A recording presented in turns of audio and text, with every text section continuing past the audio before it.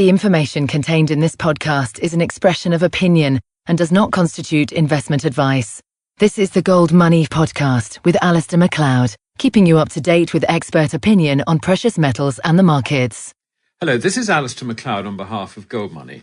And with me on the line, I have Stephen Jermy, who's a former strategy director for the British Embassy in Afghanistan and author of Strategy in Action, Using Force Wisely. Welcome to the podcast, Stephen. Alistair, it's a pleasure to be invited. I'm a great fan of your work, so it's a great privilege. Well, I'm very interested in what you've got to say. And I must say that the thing that sparked this, I think, was in the wake of Gerald Celenti's interview. And Gerald, as we know, has got some fairly strong views about the social disruption of what's going on in the world of economics and politics.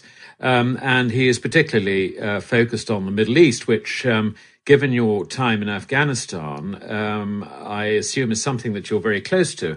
Before we go into that, there is, I suppose, there are two sorts of war, aren't there? There's a sort of civil war that we see in places like Syria, and there's also the interstate where we get involved and we try and impose ourselves on others. Is that the way you would see it? Would you see it as sort of just two basic categories of war? Yes, I do. I wrote about this after my time in Afghanistan because I realised that we'd rather lost our ability to think strategically, Alistair. And what sparked my interest in Gerald's view is that I find often when I'm listening to financial and economic commentators, they'll talk very wisely about economics, but sometimes a little bit less wisely about geopolitics, simply because they're coming to it from a less experienced viewpoint. The way to think about it, I think, is that war can be one of three things. It can be a legal institution, and that's where all our laws are governed, the laws of war. But much more importantly, it's either an instrument of policy by a state, if you like, the use of force as an instrument of policy, or I tend to see it the other situation, which is a political condition. So imagine, if you like, that war is rather like something coming up to bubbling point. There arrives a moment where there is so much violence, or a level of violence, such that something that you and I would not necessarily class legally as war, but actually is war, by any simple analysis, has arisen. And in war, it's much, much more difficult to work because there's friction, as the great German Clausewitz said, but there's also the laws of protection don't work terribly well. I think what we're seeing in Syria is civil war. I don't see any interstate wars around at the moment, thank goodness, but it's not impossible. Yes, but it's quite difficult to just have a neat sort of categorical definition, because the civil war in Syria seems to me to have been originally provoked by external events as much as anything. I mean, not just religious, but from what I understand, and I don't know if this is right, American and British intelligence forces have been trying to disrupt the situation in Syria before this started. I don't know whether that's true. I mean, you may have more knowledge than me. Yes, I do. I think actually if we want to try and understand Syria, and it's an extremely interesting case study, you have to go quite a long way back. And I would go as far back as Afghanistan in 2001 and Iraq. And what happened in Afghanistan, we all know about the attacks on the Twin Towers. The Americans then waded in with our support. Actually, and I think that was politically impossible not to do, and probably the right thing at the time. But we didn't really understand what we were going into. And as a result of what was quite a quick success, the neocons in America decided that they would do Iraq. Now, what they did in Iraq, actually, without realizing what they were doing, was to shift what was a Shia majority state ruled by a Sunni minority. So that suddenly there was a Shia majority ruling party with a small Sunni minority. Now, if you look at Syria, you'll see that the inverse is the case. The Alawites are Shia, or Shia-leaning, I should say. They're rather known as the Romanis of the Middle East, and they oversee a Sunni majority. And if you look at who's supporting the Sunni uprising, you'll see it's led, no surprise, by the Sunni states of Saudi Arabia, Bahrain, and so on. Now, what I don't think is that the West really have quite understood this dynamic and the broader political dynamic that's underneath this. I describe it as an intergenerational civil war within Islam. which has two axes. The first is a Sunni Shia axis, which we're seeing playing out in Syria. The second is a reformist and conservatives axis. The reformists say to the land of Islam that we have not modernized quickly enough. We need to modernize and be more like the West to be successful. The conservatives say, no, we have modernized too quickly, and that actually we need to get back to our roots. And so you have two axes in what is a long intergenerational civil war, of which we're seeing part play out in Syria, I think. That's, I think that I can understand that. I sort of put it even more simplistically. I think that what went wrong was that in the wake of the Twin Towers, there was an American desire, neocon desire, to go there and kick ass, as the Americans would put it. And of course, there are all sorts of unintended consequences that flow from, such a thoughtless action, really, or an action that is not entered into without really going through the potential consequences. And ever since then, it seems that American policies and also NATO policies have been very much wrong-footed in the Middle East. Would you say that's a reasonable assessment? It's an extremely accurate assessment, actually. And I think that if you want one, there are two main reasons. The first is the lack of the ability to think strategically and work through your actions. And the second is an inability, I'm afraid, to actually really understand the cultures and deep political dynamics in the countries in which we've been intervening. I've now taken the view, having been involved in these things, that actually we should only intervene if it's as the absolute last option, and that actually only on occasions where our absolute vital national interests are at stake. And that is clearly not the case in Syria. It might be different in Suez, the Gulf of Suez, and it might be different in the Gulf of Arabia, but I can think of nowhere else in the Middle East where we should, where there is good cause for us to intervene without understanding really what we're doing, which we didn't, I'm afraid. Is this mistake because government has not got advisors who know what they're doing, or is it because the politicians are ignoring what their advisors are saying? That's an extremely good. I think it's both, I'm afraid. Actually, I certainly wouldn't want to lay the blame for this entirely at the feet of the politician. I'm afraid to say that military advice has not always been good. Neither has foreign policy advice been good, actually. I say that with complete confidence because if it had been good, we probably would have done better. But actually, if you look back, we haven't done terribly well. And yet, actually, if you go back into the history of strategic thinking, there are some fabulous thinkers back there who we just seem to have forgotten. General Moltke the Great, Clausewitz, and others, who, if we were to look back into their thinking, they would probably advise us to act in very different ways to the ways in which we've acted. Yes, I suppose that's right. But they didn't really have to deal with the modern communications and the instant wearing the heart on the sleeve that focus groups, which drive political thinking now, seem to force us towards. So perhaps it's different. But, I mean, having stirred up the hornet's nest in the Maghreb and, more recently with the Maghreb and certainly around Lebanon, Syria, Iraq, and all that area. Is this going to subside, or do you think it's going to get worse? My sense is it's going to get worse because I think, actually, I'm afraid to say that although I talked about the civil war within Islam, I think there's something even more fundamental going on. I think it's macroeconomic. When you look at the trigger for the Arab Spring, and if you look into Tunisia, you'll recall that the man who set fire to himself was it was an act to do with economics, and that actually he was unable to be successful economically. And my brother, who's an Arabist, actually was we were talking about this about 6 to 9 months ago, who was talking to somebody within Egypt and the civil war, the uprising in Egypt, and the term that his friend used was al-nas jahawin, which means the people are hungry. And I do think that what we're seeing in the Arab Spring is not a political phenomenon, but much more an economic phenomenon. The fact that the economics isn't working, the people are hungry, and the societies that were autocratic are now less able to actually feed their people, provide for their people and jobs and so on. And so I think this is as much, if not more, an economic phenomenon. For those reasons, I suspect things will get worse rather than better. And I doubt there's much that the West can do about it other than to contain as best they can. That's interesting, because this really comes back to Gerald Celenti's point that the disruption through monetary inflation, in effect, has got all these awful consequences. And certainly, I was in Egypt earlier this year on a holiday, and since then I've been noticing how the currency is going, and of course the currency is going downhill quite rapidly. So that puts great pressure on food prices and presumably continues to stoke up these forces of revolution.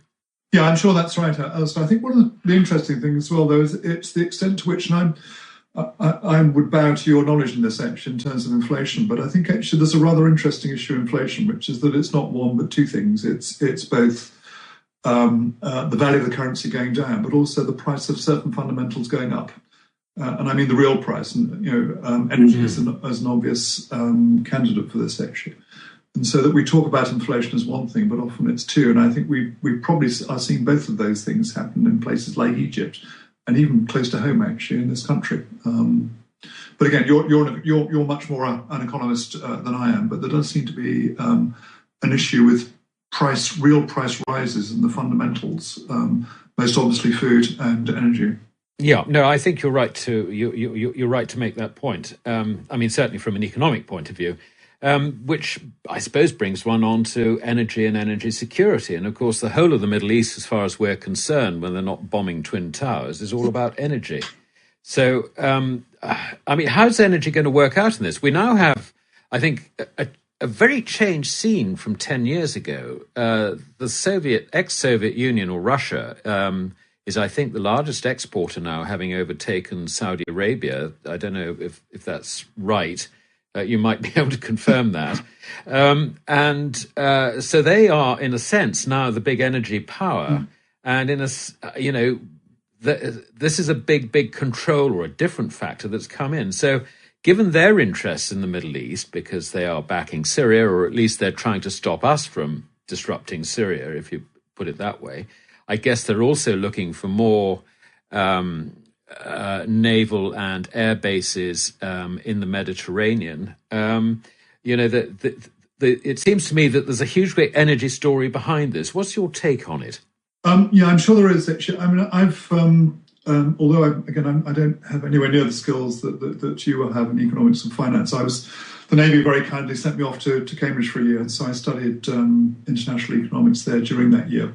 I was focused on those days on derivatives, but now I'm terribly interested in the relationship between energy and growth. And like you, I'm a fan of Chris Martinson's work at Peak Posterity, but I'm also interested in Robert Ayres' work, which looks at energy as one of not two in classic economics theory, where it's capital and labour are the two factors of production, but three, and includes energy in this. And he very cleverly, I think, characterises energy not as an output, but rather as a resource that we extract. And I think that's the right way to think about it. I think the other thing that plays into this is that we hear about the shale gas nirvana, and that actually this will solve things. But as Chris Martinson said, there is the minor problem that actually prices don't seem to have come down. And one of the best ways to look at this, I think, is to look at the energy returned on energy invested.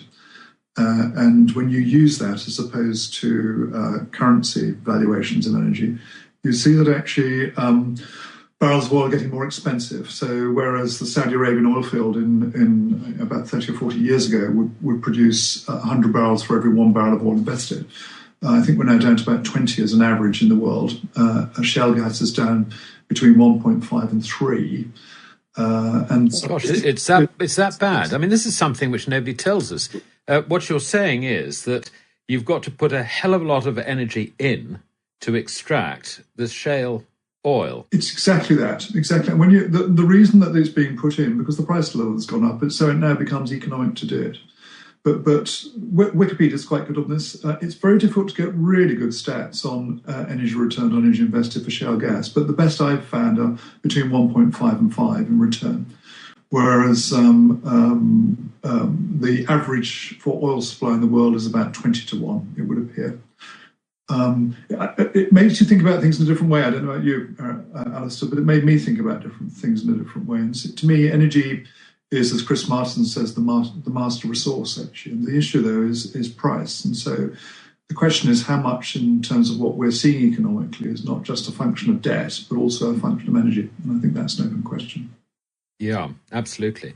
So from looking at shale oil, so I think the implication behind what you're saying is that because shale oil is so energy intensive to extract, what that means is that oil prices are likely to continue to rise rather than fall as a result of the extra supply, or energy as a whole, because we're also talking about gas, I suppose.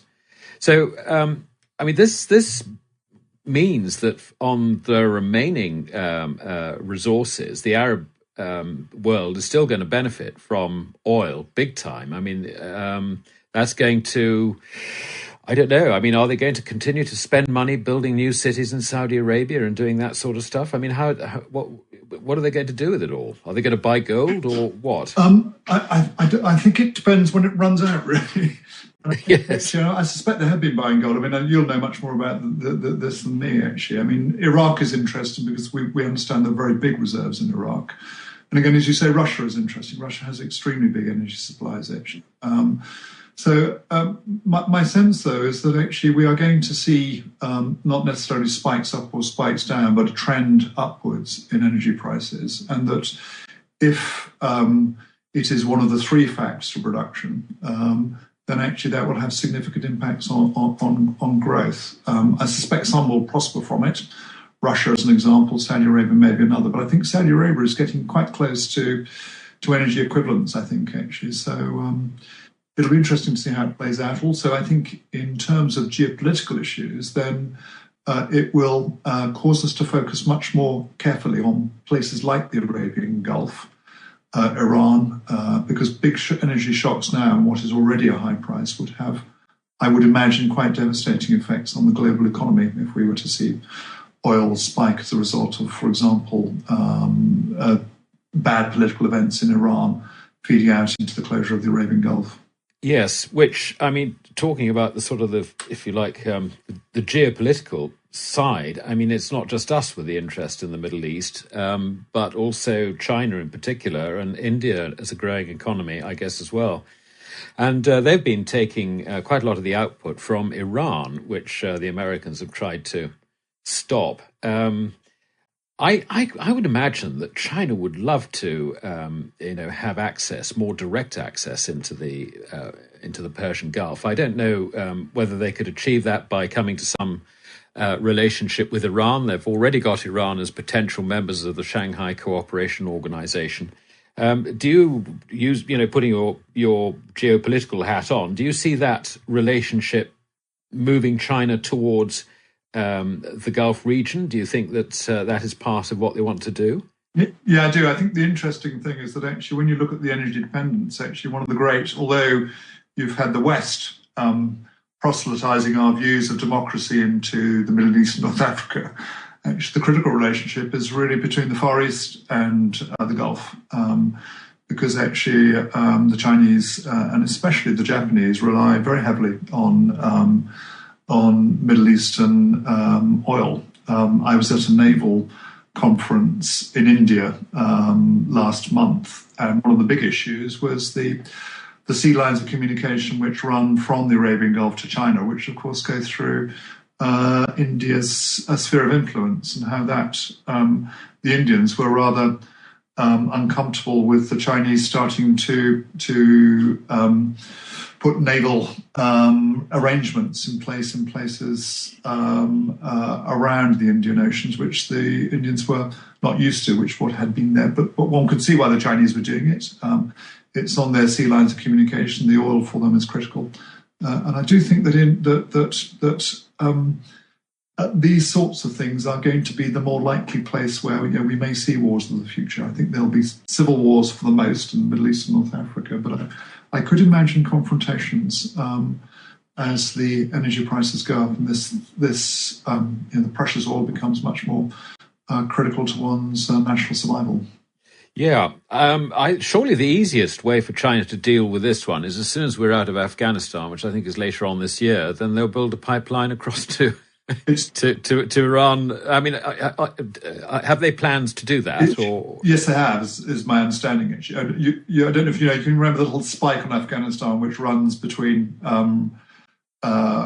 Runs into China. So there is a very small border with China, actually. That's the northeastern corner of Afghanistan, isn't it? It's one of the few places in Afghanistan I haven't been, actually, but it was actually put there by the Brits during the Great Game between Russia and the British over Afghanistan as a national boundary, so that there would be a distinctive thing. But it does give China a border with Afghanistan, and yes, the China. It's a sort of corridor, really, isn't it? Yeah, and I should have thought that there are very good geostrategic reasons why they should be doing it, and certainly that I would be surprised if we haven't seen that in place within the next 5 to 10 years.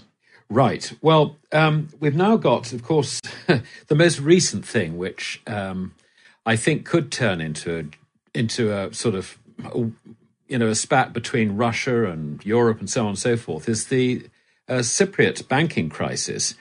We have the most extraordinary thing, I think, and that is that the leaders in the European Union seem to have briefed the press that Cyprus and the Cypriot banking system is full of Russian hot money, and therefore it deserves somehow to be,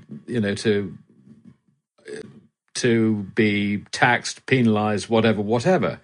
But I mean, Cyprus has double taxation agreements with Russia. However the money got there, it's there legally, so far as we can see. The Financial Action Task Force, which is the body which assesses whether finance centres are compliant with money laundering and all the rest of it, say that, yes, Cyprus is compliant. I think that was the 2008. And put them in exactly the same category, funnily enough, as France and Germany. The